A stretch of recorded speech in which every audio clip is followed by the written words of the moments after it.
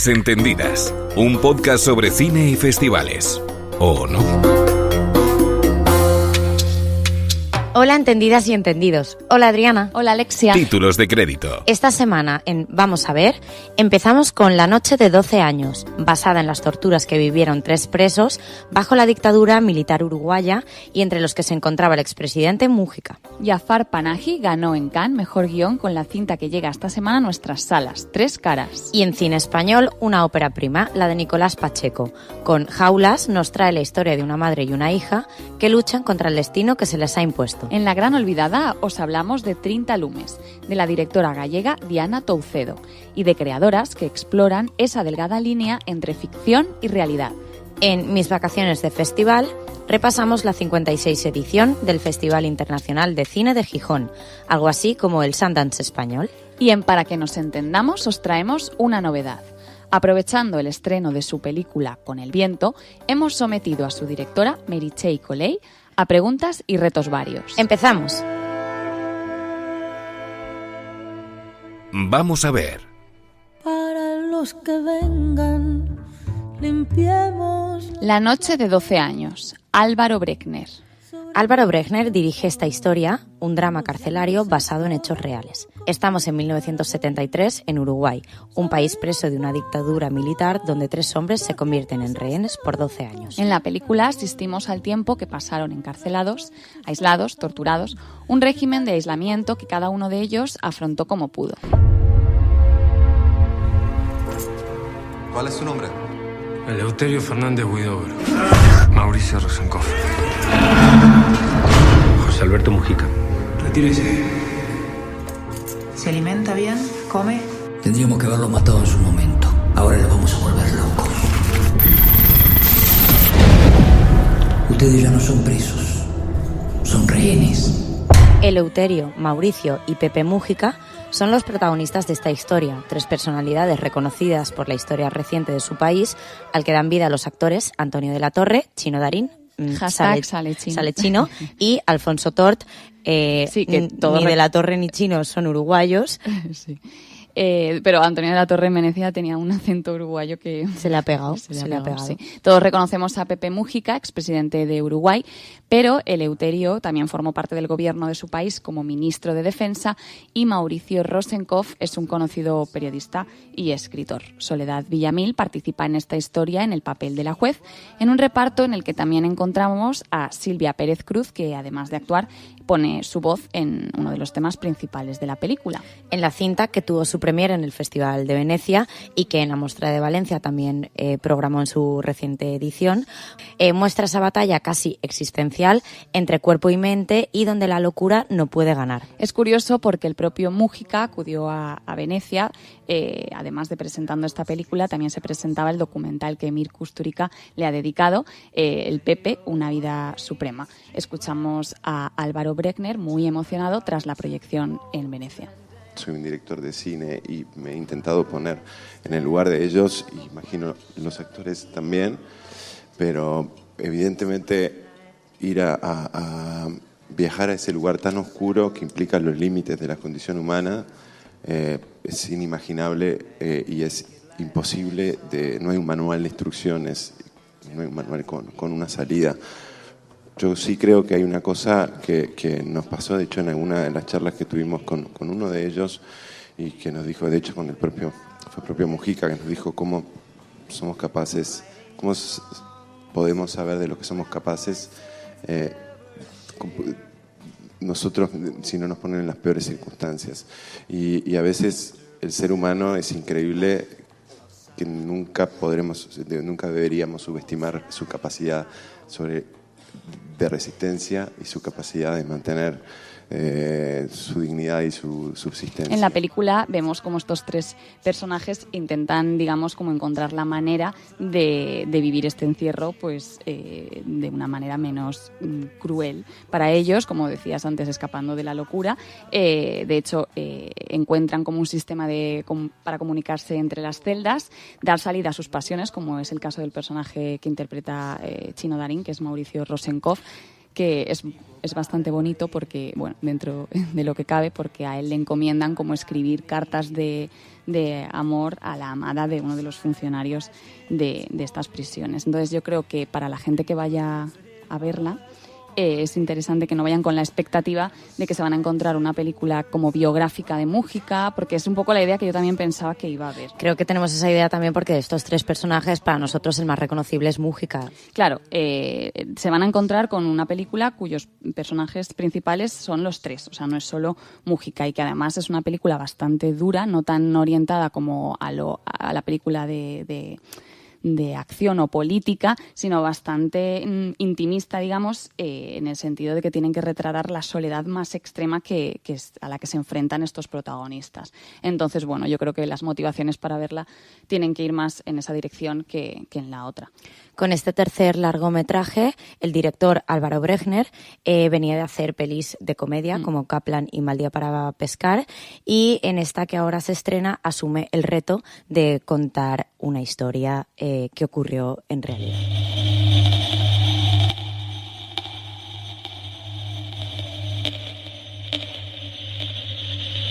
Tres caras, Jafar Panahi. Si hablamos de activismo político, sería inevitable acudir al director iraní Jafar Panahi, reconocido a nivel internacional, pero cuyas películas están prohibidas en su propio país. Mejor guión en la última edición del Festival de Cannes, compartido con Lázaro Feliz. Tres caras es el título de la nueva película del director de Taxi Teherán. En este nuevo trabajo, una famosa actriz iraní recibe una llamada de auxilio de una joven. En el vídeo le pide que le ayude porque su familia le ha prohibido seguir estudiando en el Conservatorio de Teherán y amenaza con quitarse la vida. Ella, que duda de la veracidad de ese vídeo, le pide al propio Panahi que la acompañe a averiguar si es cierto o no. ¿De dónde han salido estos? ¡No se irá fuera a estudiar! ¡Tiene otras cosas que hacer! ¡Fuera! ¡Lárguense de una vez! ¿Por qué hace 3 días que Marcier ha desaparecido? Cuando decidió que quería estudiar, supe que no podía acabar bien. Pensé que si la casábamos, olvidaría el asunto. Lleva 3 días sin aparecer. ¿Crees que está muerta?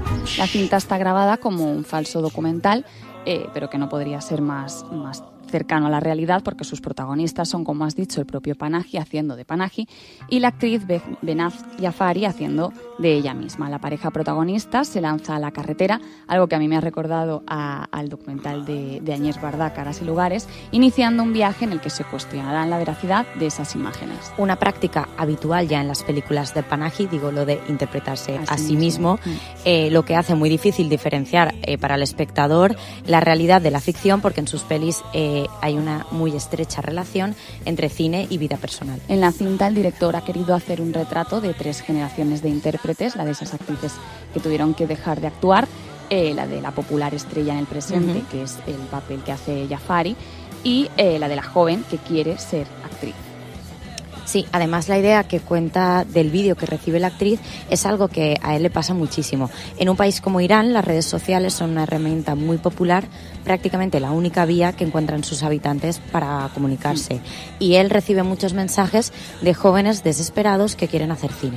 Él tampoco lo tiene nada fácil para rodar sus películas porque cuando estaba en arresto domiciliario grababa sin salir de casa, luego pues le permitían salir por Teherán y es cuando pudo rodar Taxi Teherán dentro de un taxi. ¿Dentro de un taxi? Sí, y ahora pues ya se puede desplazar por el país, aunque no puede salir de él. Y ha sido cuando pues se ha permitido el lujo, entre comillas, si lo podemos llamar así, de grabar en exteriores. 36.000 euros para cada familia. Nada de eso, primavera. Mira, con lo que te conforma. Mi ambición sabe esperar. ¿Con quién andaba? Con nadie. Con nadie, con nadie. 8 millones y en paz. Mira, vámonos. Jaulas, Nicolás Pacheco.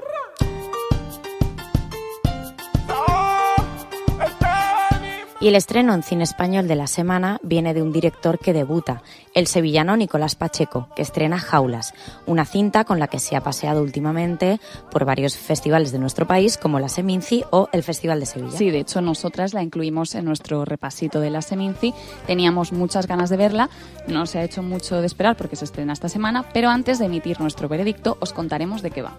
Y la película trata de ser un abanico de todo ese tipo de limitaciones que que todos tenemos.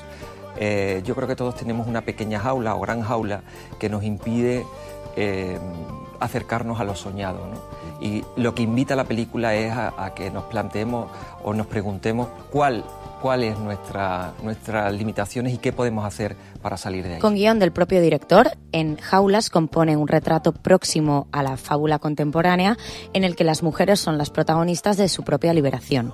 Concha y su hija Adela viven en un poblado andaluz que roza la miseria con un marido padre bastante hostil y opresor. Ellas sueñan con un mundo mejor y deciden fugarse. Aquí me hace mucha gracia la referencia de los pájaros enjaulados, que es evidente. De hecho, ya el propio cartel de la película es el pájaro agarrado con la mano de un hombre. Y esta referencia a los pájaros es algo que veíamos en Carmen y Lola, y a mí me sobraba bastante porque de repente te plantaban planos de pajaritos por ahí volando. En plan, aludiendo también a la libertad que querían esas mujeres. Sí, pero aquí yo creo que esta referencia a los pájaros enjaulados se integra mejor en el relato, que al final se acaba convirtiendo como el leitmotiv que da lugar a esta historia. Es cierto que está muy bien contextualizado. De hecho, hacen hasta concursos de cantos de pájaros. Ahí va, o sea, al inicio de la película son unas personas que les ponen una jaula delante y tienen que interpretar el sonido de esos pájaros. Sí.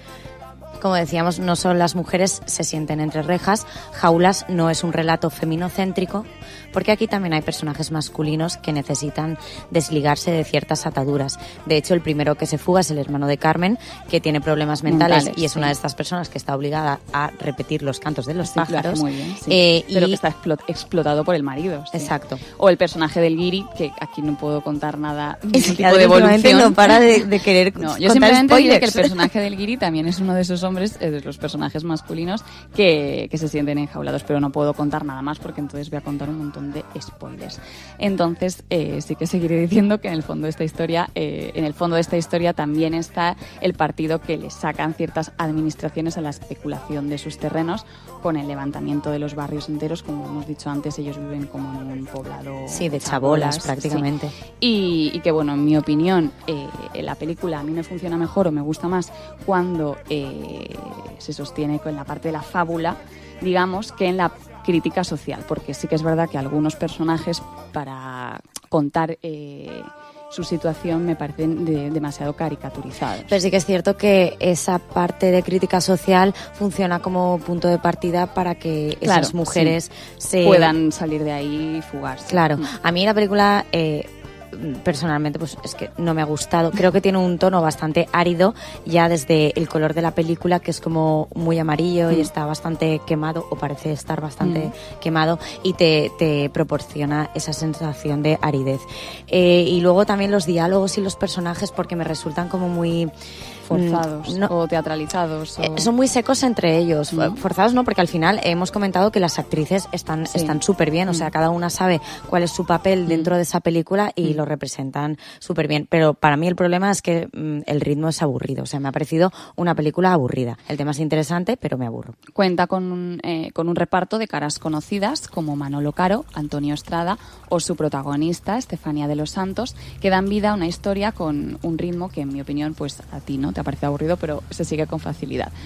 Jaulas es uno de los estrenos andaluces que más ruido está haciendo estos meses entre la crítica y que a partir de ahora pues ya podrá disfrutarla el público en las salas. La gran olvidada.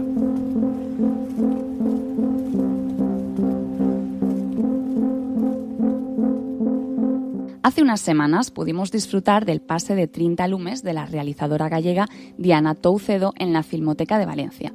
Su proyección formaba parte de Cine y Mujeres Rurales, organizado por el Ministerio de Agricultura, Pesca y Alimentación en colaboración con el Ministerio de Cultura y Deporte. Un montón de ministerios metidos ahí. Ministerios haciendo cosas. Que articularon este ciclo para dar visibilidad a títulos como este entre las filmotecas de diferentes ciudades. Teníamos muchísimas ganas de ver esta película desde que la Berlinale la seleccionara para su última edición. El festival se encargó de programarla dentro de la sección Panorama y a partir de ahí tomó impulso y consiguió hacerse hueco en diferentes festivales como el Festival de Cine de Málaga o el DEA Film Fest de Barcelona. 30 lumes nos habla de esa Galicia rural, concretamente en la región del Courel, en Lugo, a la que esta directora durante 5 años ha ido captando esos rincones y sus habitantes que se resisten y luchan por sobrevivir. Con 30 lumes mi idea fue intentar acercarme a un lugar que me pertenecía como pasado. Yo vengo de Galicia, Entonces quería entrar como en esa comunidad